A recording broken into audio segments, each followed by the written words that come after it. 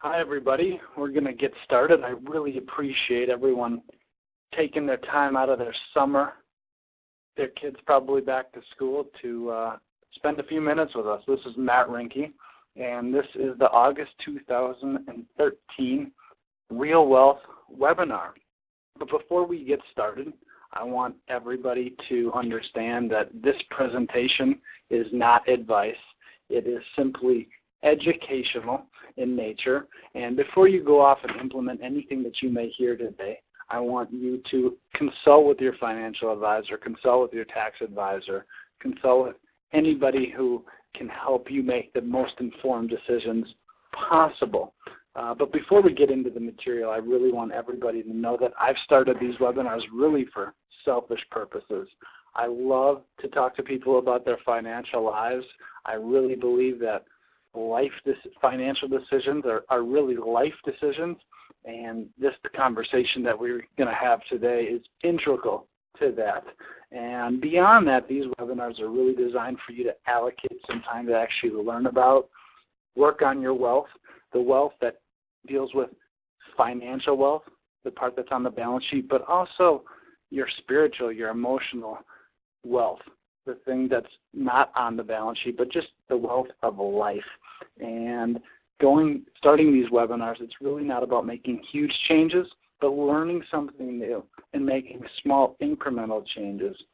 And if you can do that, these actions, these incremental actions will have a compounded, tremendous impact on your real wealth over time. So creating real long-term wealth, it's a continuous process. It's not a one-time event. So thanks again for being here. I hope you learned something. I'm sure you will. And we will keep moving forward on the material. So the intention of today's webinar, is that you understand the 5 most costly college savings mistakes that parents make. I want you to understand the 5 most costly college savings mistakes that parents seem to make. So we're going to go over those in detail tonight, and you're going to learn some things so you can be avoiding these common mistakes for your own family's financial well-being. Tonight, the agenda, pretty simple. It is our intention. We really want you just to simply learn the 5 most costly college savings mistakes. They include the following. First is that people start saving for college too soon. The second mistake is that they start saving for college too late. The third mistake is that people are not taking advantage of the 529 plans that are issued in each and every state. The fourth mistake is that people are not aware of all the college savings options that are available to them. And the fifth mistake is really not having these college value conversations sooner and managing the college decision-making process with you and your child. So now that we touched on the 5, let's really dig into what these 5 mistakes are. The first mistake is truly starting college savings too soon.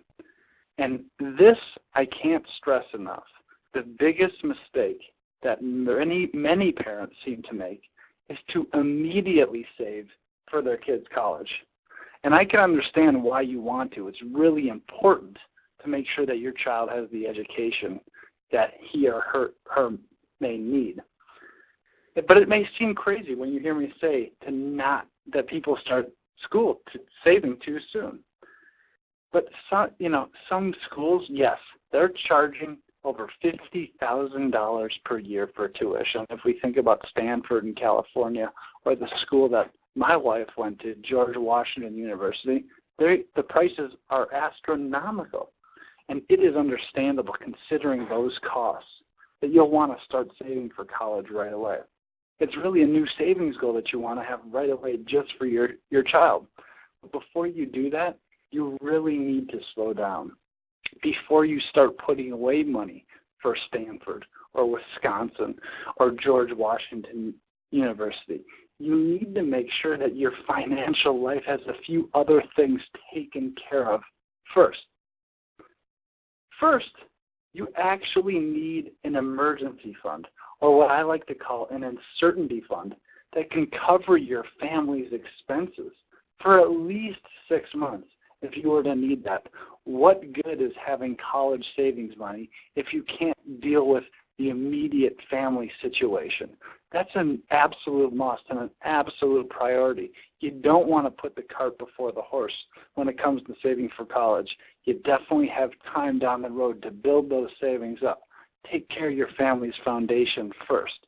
So that's the first thing, is to have that uncertainty, for those uncertainties in life, that you can bridge the gap if there's something to happen with a job or a medical emergency. We want you to be protected first and foremost. Second, you need to be on track for retirement. Ask yourself that question. Are you doing enough to fund your retirement?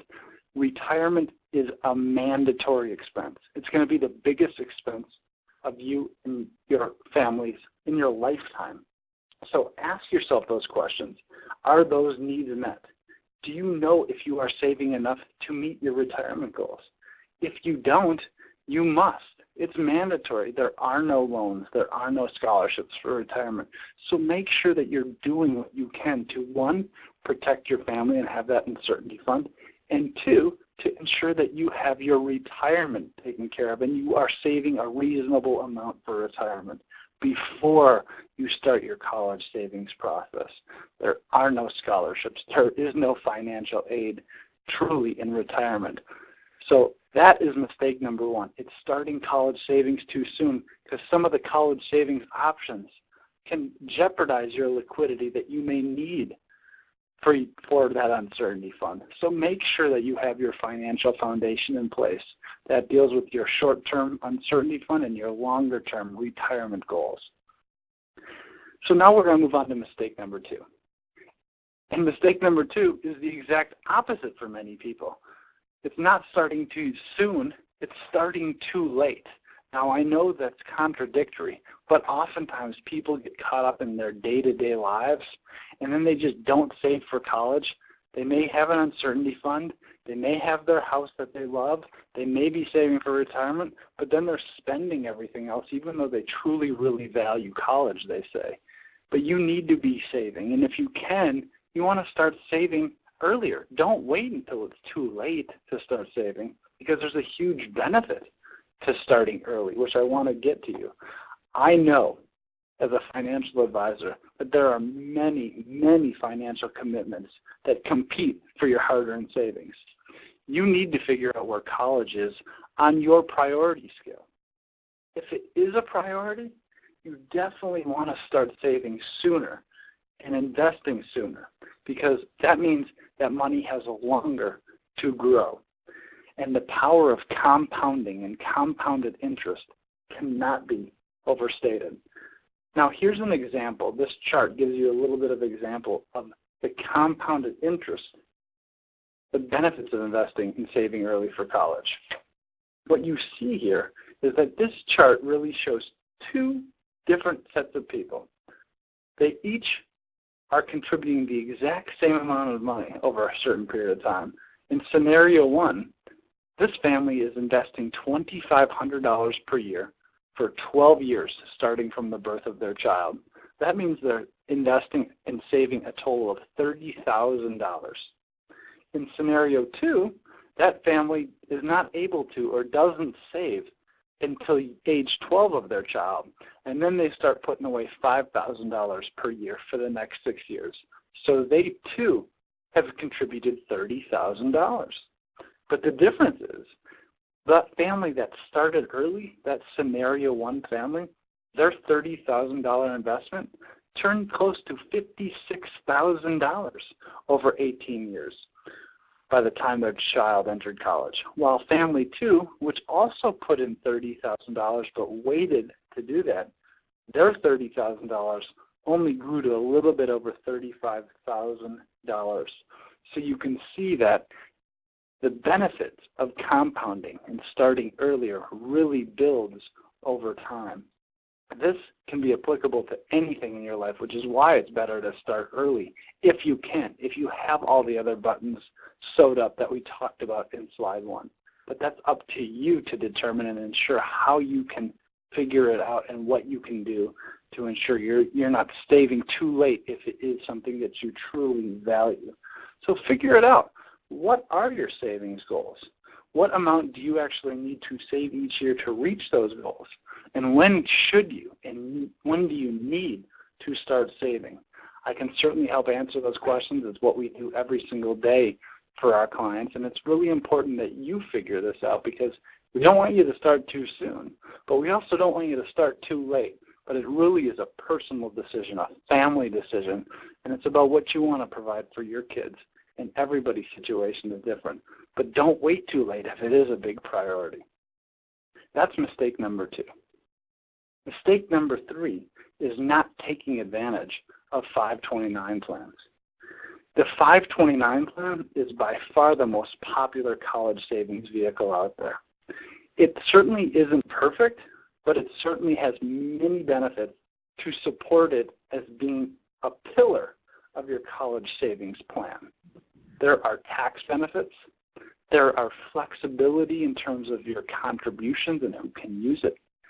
There's benefits in terms of financial aid if your child's going to need it. And there's also benefits in terms of control, and we're going to dig into those in a little bit. The tax benefits, first and foremost.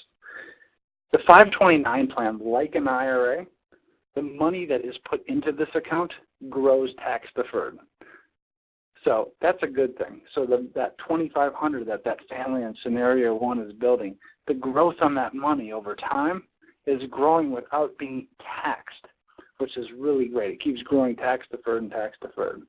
And the other nice thing is that money that you take out, the distributions that are used to pay for your children's college or even room and board or the books, they may be withdrawn tax-free. So that 529 plan money that gets put in, it grows tax-deferred, and if you use it for qualified educational expenses, it can be applied completely tax-free. It's a very, very nice benefit. So the power of compounding, which we illustrated in the previous slide, it is maximized because there's no annual tax bite or tax reduction when used to pay for college or any specific college qualified related expense. And also it may have another benefit depending upon the state you live in. In certain states, you may be eligible for a state tax deduction on your state income taxes for the amount that you contribute.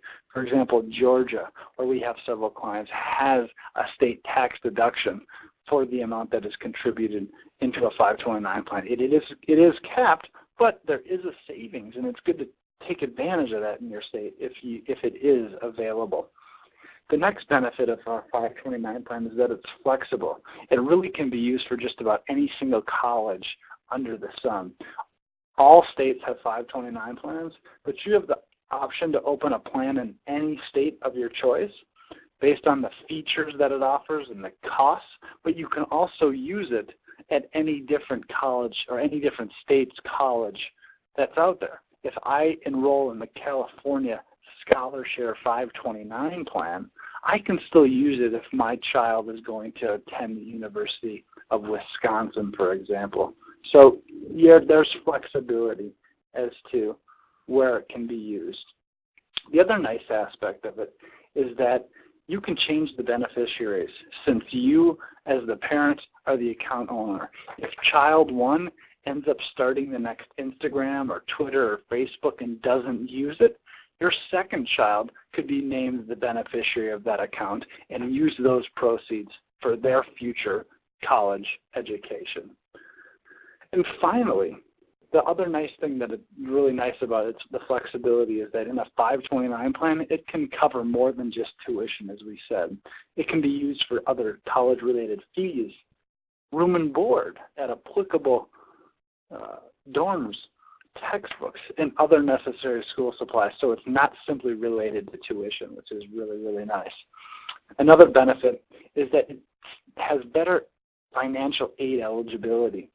Since 529 plans, the parents are the owner, A, you maintain control of the assets, but B, when determining whether your child needs financial aid, parental assets in a 529 plan, they're assessed at a rate of 5.6% in determining the family's expected family contribution for financial aid purposes. So if your child were to own those assets, the calculation uses a maximum rate of 20% instead. So having this 529 plan in your name always makes your child more eligible for more financial aid as opposed to something being in his or her name. And lastly, the 529 plan gives you parental control. Since the parent, or in some cases the grandparent, is the owner of the 529 plan account, you maintain control of the assets, which can ensure that your funds are used for college and they can always be turned back into your own money. Yes, for a penalty down the road, and there'll be tax implications, but you control it. It can't be used to buy a new car or a new house or to be spent on anything when college comes around. It's in your control. So that's mistake number 3, really not taking advantage of 529 plans. Parents should use them. They should be a pillar of a college savings plan. It doesn't need to be exclusive, which we will touch on next, but it should be a good piece of your college savings portfolio. The next mistake that we see parents make is that they're not aware of all the college savings options that are out there. So what are some of the other college savings options? Well, some states that have 529 plans, there's also some schools and states that have prepaid tuition plans, and that is exactly what it sounds like. You essentially decide to purchase over time the cost of tuition at an in-state school based on today's dollars. So essentially, you are locking in the cost of tuition for your future based on today's rates. So it really allows you to figure out how much school that you want to buy. Do you want to buy 2 years? Do you want to buy 4 years? Do you want to buy 5 years? And then you can figure out how you want to pay for it. Do you want to pay for it over a 5-year period, a 7-year period, a 10-year period? So it's really nice in the sense that you know up front what you're getting. The caveat is that some states may renege. It may not be a guarantee that it's going to work out perfectly depending upon the state's finances, but it's a very, very nice option to have where you know exactly what you're going to get. And if your child decides not to attend college, these funds can be transferred to another family member, another beneficiary.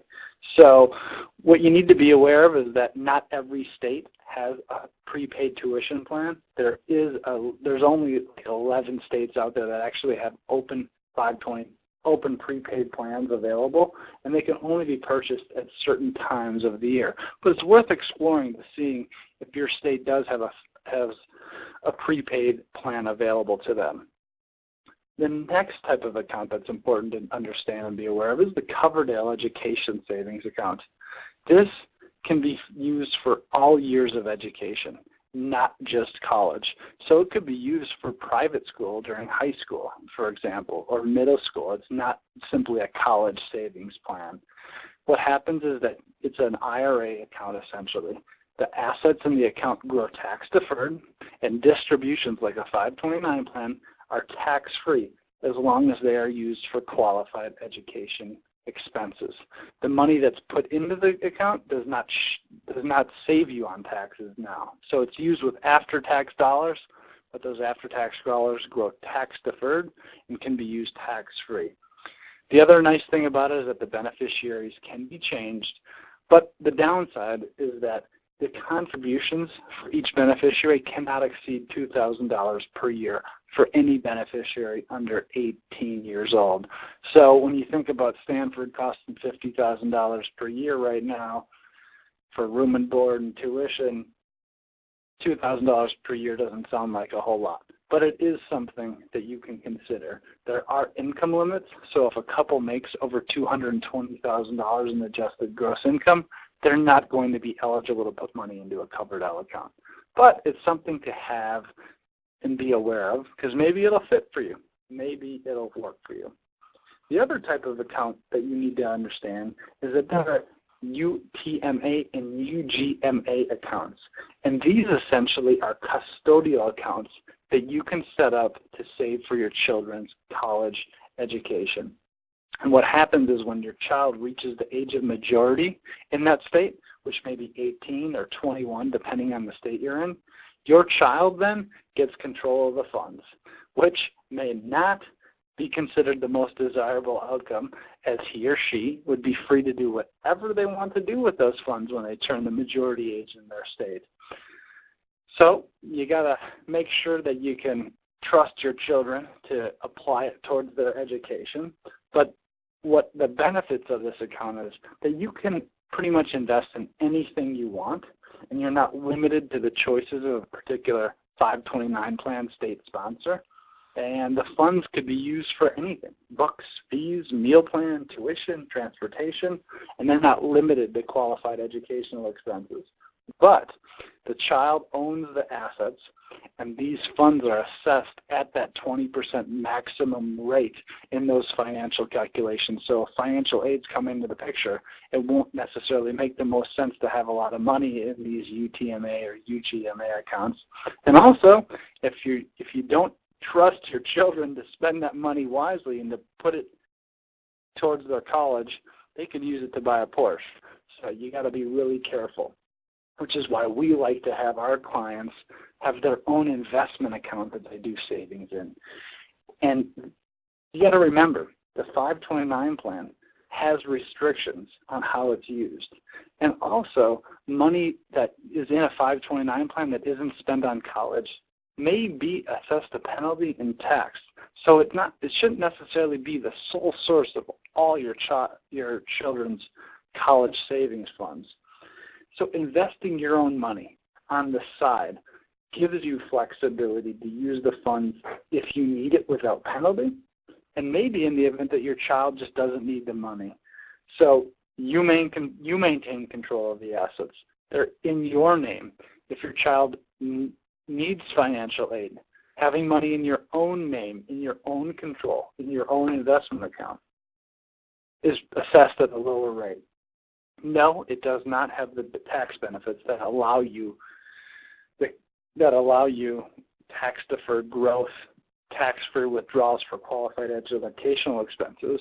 However, there are some investment options that you could include into this investment account that give you those same characteristics. One of which is having zero coupon municipal bonds. Those are they grow tax-deferred and tax-free. You know the exact amount of money you're going to get back when the zero coupon bond matures. And so you can create a hybrid strategy where you have some of those tax qualities, but you also maintain control of the account, and you have the flexibility to use it for college, to use it to start your own business, to use it for your own retirement, whatever it may be. You're not locked into anything, and you maintain control, which is why we think that's another foundation of college savings, is making sure you have money in your own account, in your own name. The next major mistake that college parents make when saving for college is not having the college value conversations sooner, or managing the college process for their child. This isn't necessarily about money, but it's really about understanding the priorities, understanding the value of college. Many parents we see let their children drive the process of selecting a college. And what happens is it often results in a school being selected that is A, too expensive, or the child has less than the optimal future in terms of employment opportunities, or the child doesn't end up liking the school. It's important to have these conversations and help manage the process for your child. Work through the basic assumptions that you've made about the value of a great college education, compared with the reality of paying for it. How much is it worth? How much is it worth if you have multiple children? How much is that going to cost you? How much is it going to cost your children? Educate your children about the cost of attending college and about keeping student debt to a minimum if they're going to be responsible for paying some of their own college costs. For the class of 2011, the average student loan debt rose to almost $27,000. And it's interesting Because on one side of the argument, we've been taught that getting the best education that money can buy is the best education, is the best investment that you can make. On the other side of the coin sits the fact that there's skyrocketing costs of education where prices of tuition are rising 5+% per year. And this can be a major hurdle to the thing that we say that we value most. Many children, many teenagers and college students today say that they value financial security the most. So how is it and how do you balance the cost and the debt of taking on a college education with the fact that college students now say that being financially secure is one of their most important life goals? And how much does the debt matter if having a degree from a top flight school can help open the doors that might not otherwise open? Do those doors lead to an increased shot at financial security and happiness once all the debt is paid? I don't know. There isn't a single right answer.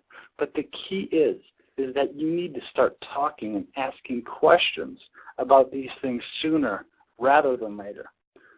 Talking about it should lead to planning about it. And hopefully the process of planning will lead to making decisions that are aligned with what we say is important to us and what's important to our children and our family.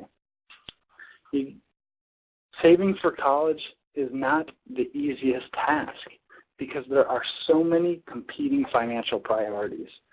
Education savings, accumulating money without compromising your entire financial goals and happiness may be difficult. Saving for your children's education certainly requires careful consideration and careful planning. Think about all the things that need to be accomplished: paying your mortgage, funding your business, ensuring your family's adequately protected, having enough money set aside for retirement, buying a new home, moving. There are so many things that your financial resources could go to. You need a strategy to address all of it and understand how college fits into the mix. So whether you decide to fund part of it, the full entire cost of your children's college education, and whether that education for them will include student debt or not, it really will pay off in spades to have these conversations now and regularly, as well as saving in a manner appropriately for you and your family's financial situation that provides you the flexibility that you need and ensures that you have the financial foundation in which your family can thrive for its financial future. So we're having these conversations and we're helping our clients plan for these things every single day. So if any of you want to talk about the cost of college and what you were doing, please call me to schedule a time, anytime at all, to review your college savings strategies and have a college value conversation together. And so today, what did we do? We talked about the 5 most costly college savings mistakes that parents are making. The first one that we see is those initial parents, those brand new parents that start saving too soon. They're starting to save too soon because they don't have all the financial fundamentals in place. Second, we start seeing families start saving too late. They have the means to save earlier, but oftentimes that money gets spent on other non-essential priorities, and then they start saving too late, and it's a lot more costly to make up the cost of college education over time. The third mistake that we see, that people are not taking advantage of 529 plans. Yes, it's the most popular college savings plan out there, but they're just not widely adopted and in an amount that really could help benefit your family's college savings plan. The fourth most costly mistake is families not knowing all of your college savings choices. There's many different ways that you can save for college. And each family, based on their own situation, whether they're a business owner, whether there's going to be an inheritance, whether they have multiple children, there's a lot of different ways that you can save to provide your family the flexibility that it needs to run the financial house smoothly. So figure out and understand all the choices and how they may impact you. And fifth, make sure you're having these college value conversations and managing your children's college decision-making process. It's extremely, extremely important. It's a huge investment. It's a huge commitment, college. It's a great experience, and it's something that shouldn't be taken lightly. So we hope that today's webinar served its purpose and that you understand the 5 most costly college savings mistakes that parents make. That's what we covered, the 5 most costly college saving mistakes that parents make. We don't want you to be making them. We want you to be doing what's best for you and your family. So if you ever want to have a college value conversation, let me know. We're here. We're open to any suggestions, any feedback that you have, any topics that you may want us to cover. And I look forward to communicating with you in the months ahead during our next Real Wealth webinar. So thank you very much for your time, and we will do this again soon.